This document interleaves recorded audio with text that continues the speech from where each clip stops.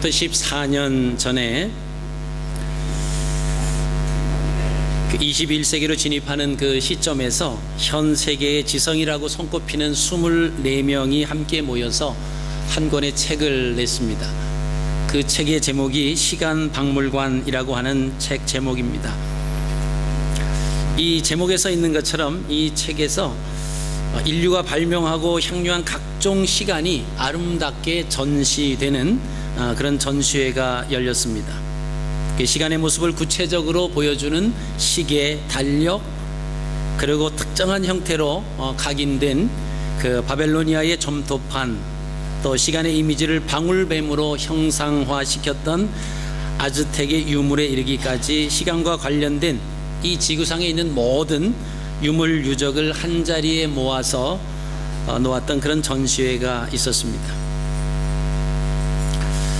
그래서 이 책의 장점이라고 하는 것은 어떤 그 시간이라고 하는 역사 속에서 모든 시간을 나타냈던 모든 그 유물들을 이렇게 모아놓은 것에 그 의미가 있을 뿐만이 아니라 예술 사가로 유명했던 그 에른스트 콤브리치는 이 책의 한 장에 기념일의 역사라고 하는 것을 서술을 했습니다. 그 책에 나오는 많은 24명들 가운데 마이클 로위, 존 맥도널드, 조너선 베츠라고 하는 이런 유명한 인류학자, 천문학자, 또 과학자들이 총 24명이 모여서 한 부분들을 담당을 했습니다.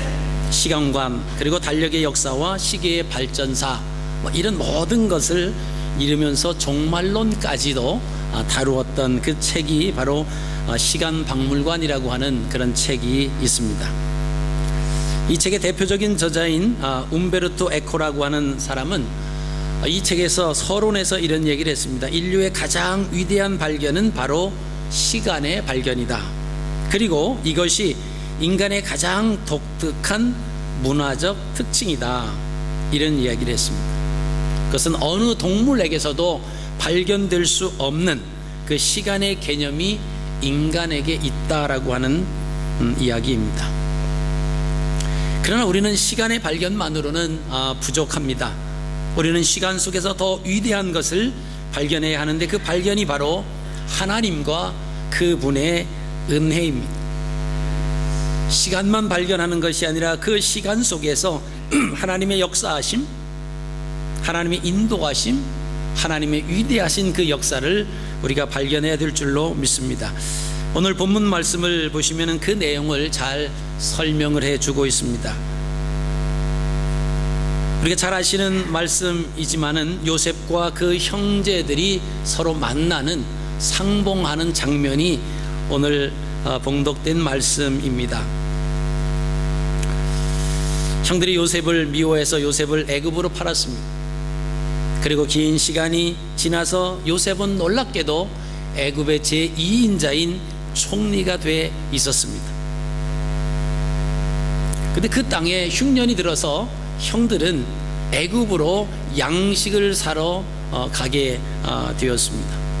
전혀 자기들이 판 동생 요셉이 애굽에서 총리가 되어 있으리라고는 꿈에도 생각을 하지 못했습니다. 그러나 요셉은 지금 자기 앞에 나와서 머리를 숙이고 있는 그 사람들이 자기를 팔았던 형들이라고 하는 사실을 알게 됩니다.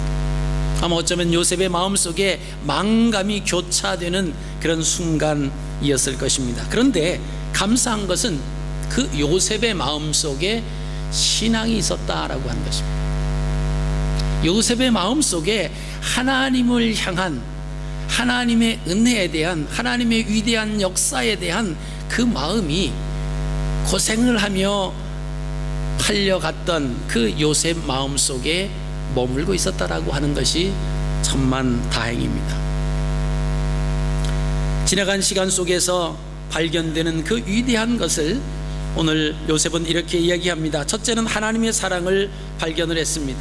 오늘 3절 4절에 요셉이 그 형들에게 이르되 나는 요셉이라 내 아버지께서 아직 살아 계시니까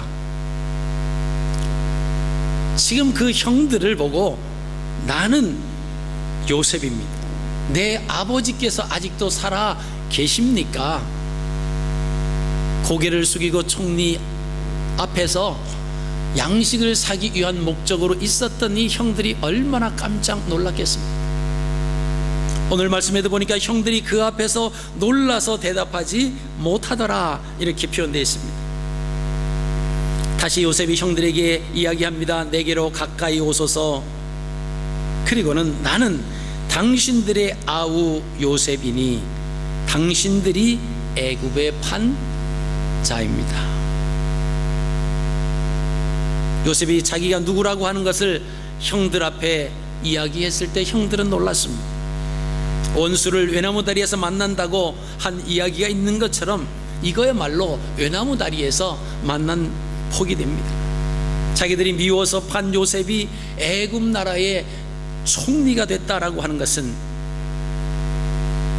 놀라운 일인데, 그 형들이 생각하기를 이제는 죽었다, 이제는 끝났다,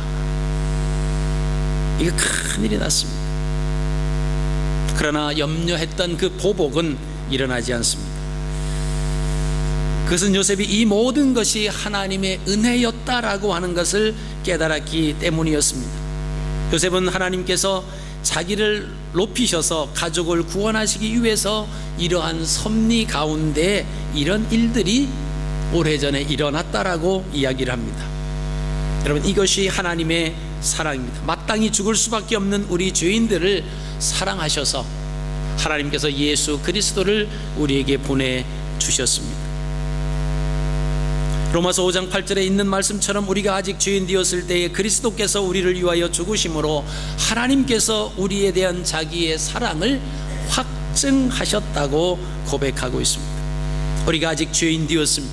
하나님이 누구신지, 예수님이 누구이신지도 알지 못하는 죄인의 모습에 있었음에도 불구하고 예수 그리스도께서 우리를 위하여 죽으셨습니다. 그것이 바로 하나님께서 우리에게 대한 하나님의 사랑을 십자가에서 나타내 보이신 거라고 이야기하고 있습니다.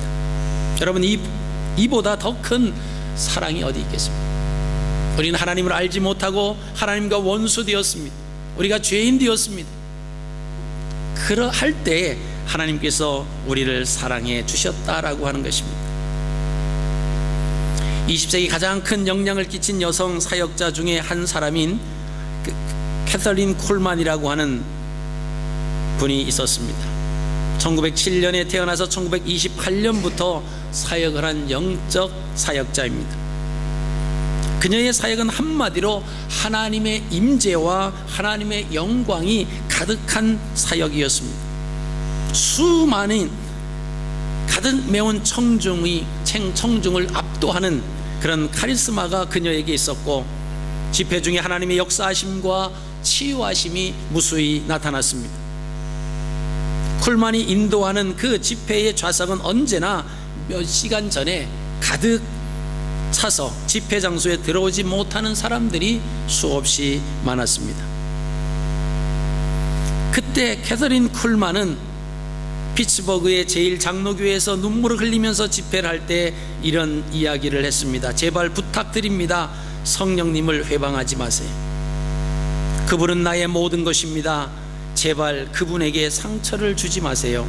그는 나의 전부입니다. 제가 사랑하는 분을 해하지 마세요. 여러분과 나의 관계보다 나와 그분의 관계가 더 가깝습니다. 여러분, 우리에게도 이러한 발견이 있어야 될 줄로 믿습니다. 성령님이 나와 함께 하실 뿐만이 아니라 주님이 나를 위해서 십자가에 못 박혀 돌아가셨다라고 하는 것입니다. 우리가 예수님을 십자가에 못 박게 한 장본인입니다. 주님의 죽으심은 나의 죽음입니다. 주님의 부활하심은 나의 부활이다라고 하는 사실입니다. 그러므로 예수님이 죽으심으로 내 죄도 죽고 내 옛사람도 죽고 나에 대한 저주도 사라졌다라고 하는 것입니다. 여러분, 이것이 하나님께서 우리를 사랑해 주신 그 하나님의 사랑입니다. 요셉은 이것을 알고 있었어요. 자기를 팔아서 고생하게 했던 그 형들이 자기 앞에서 머리를 숙이고 있지만, 얼마든지 보복할 수 있었지만 그러지 아니한 것은 하나님의 사랑을 알고 있었기 때문에 그랬습니다. 두 번째는 하나님의 섭리였다라고 하는 것입니다. 요셉이 그렇게 된 것은 형들이 그런 것도 아니고 어느 누구도 아니고 하나님의 섭리였다. 5절, 7절, 8절 상반절을 보겠습니다. 당신들이 나를 이곳에 팔았다고 해서 근심하지 마소서, 한탄하지 마소서. 하나님이 생명을 구원하시려고 나를 당신들보다 먼저 보내셨나이다. 하나님이 큰 구원으로 당신들의 생명을 보존하고 당신들의 후손을 세상에 두시려고 나를 당신들보다 먼저 보내셨나니, 그런즉 나를 이리로 보낸 이는 당신들이 아니요 하나님이시라. 지금까지 되어진 모든 일들이 하나님의 섭리였다. 형들이 자기를 미워한 것도, 애굽의 종으로 판 것도 다 하나님께서 그 가족을 구원하시기 위한 하나님의 섭리였다라고 하는 것입니다. 그렇기 때문에 이 섭리가 없었다면 요셉은 가나안 땅의 촌부의 아들일 뿐, 총리는 물론 흉년에 가족을 구할 수도 없었을 뿐더러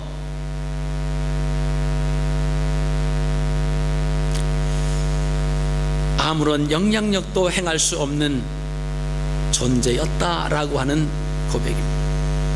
그러나 이 모든 것이 자기를 향한 은혜로우신 하나님의 섭리였습니다.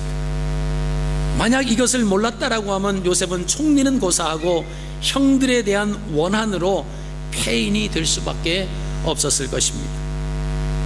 여러분, 우리도 지난 한 해를 이제는 마감해야 할 시점에 왔습니다. 지난 한 해 동안 1월부터 12월 31일까지 이제 며칠 남지 않았습니다. 하나님이 모든 일들이 하나님의 섭리였다고 고백하시기를 바랍니다. 즐거웠던 일, 괴로웠던 일, 감사했던 일, 슬펐던 일, 모든 것이 우리를 위대하게 하시려고, 우리를 사랑하시고 연단하시는 하나님의 섭리였습니다 고백하시는 우리 모두가 되시기를 원합니다. 로마서 8장 28절에 우리가 알거니와 하나님을 사랑하는 자 곧 그 뜻대로 부르심을 입은 자들에게는 모든 것이 합력하여 선을 이루느니라. 하나님의 말씀은 시간이 지나도 변함이 없습니다. 1.1핵도 변함이 없다고 우리에게 말씀하셨습니다. 만약에 그런 고통이 없었다라고 하면 하나님을 더 가까이 할 수가 있었겠습니까? 여러분, 우리 인간처럼 무지몽매하고 완악한 존재가 사실 없습니다. 고난 없이는 하나님을 가까이 하면 얼마나 좋겠습니까마는, 그러나 고난이 없으면 하나님을 가까이 하지 못한다라고 하는 것입니다. 바울처럼 위대한 신앙을 가진 그 사람도 고난 없이 이루어지지 않았다라고 하는 것을 우리는 알게 됩니다. 바울에게 바울을 찌르는 가시가 있었습니다. 얼마나 고통스러웠는지 하나님 앞에 3번씩 물리쳐 달라고 기도를 했습니다. 그때 하나님께서 들려주신 응답은 내 은혜가 내게 족하도다. 이는 내 능력이 약한 데서 온전하여 침이라고 고린도후서 12장 9절에 말씀하셨습니다. 한마디로 말하면 바울이 그의 가시를 위해서 하나님 앞에 기도한 것을 하나님께서는 거절해 주셨다, 이 말씀입니다. 왜냐하면 나의 능력은 약한 데서 온전하여진다라고 하는 것입니다. 여러분, 그 이후로 바울은 한 번도 자기의 가시에 대해서 하나님 앞에 간구하지 않았습니다. 오히려 그리고 기뻐했습니다. 그리고 자기의 연약한 것을 자랑했습니다. 자기의 연약함을 자랑하고 자기의 부족함을 나타내면 나타낼수록 완전하신 예수 그리스도가 높여지기 때문에 그랬습니다. 클로로포름이라고 하는 마취제를 발명한 스코틀랜드 출신 산부인과 그 의사인 심프슨 그 선생님이 있었습니다. 그 심프슨 선생에게 제자들이 하루는 물었습니다. 선생님의 생애에 가장 위대한 발견을 했다라고 하면 무엇인지 한 말씀해 주십시오. 그때에 이 심푸슨 선생님은 뜻밖에도 내 생애 최대의 발견은 예수 그리스도께서 불쌍한 죄인인 나를 위해 죽으시고 부활하셨다라고 하는 사실이다, 이렇게 대답을 했습니다. 온 인류에게 영향을 주었던 마취제를 내가 발견한 거다, 이렇게 대답하지 않았습니다. 오직 예수 그리스도를 내 생애에 만날 수 있고 내 생애에 그분의 위대하심을 발견할 수 있었다라고 하는 것이 내 생애 최대의 발견이라고 고백을 했습니다. 이처럼 하나님의 사랑과 섭리를 기억하면서 우리가 요셉과 같이 넓은 마음을 가지시기 바랍니다. 사랑하는 마음을 가지시기 바랍니다.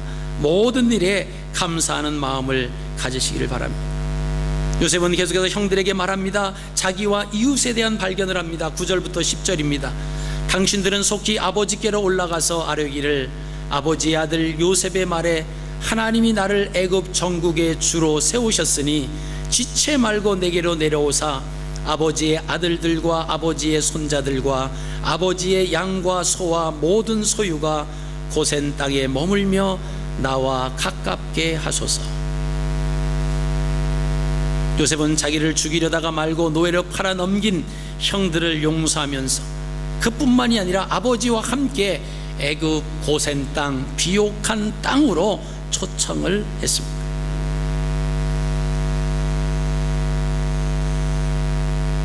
요셉은 그 형들을 용서할 수 있었던 것은 사실 여러 각도에서 그 형들의 마음을 살펴봤습니다.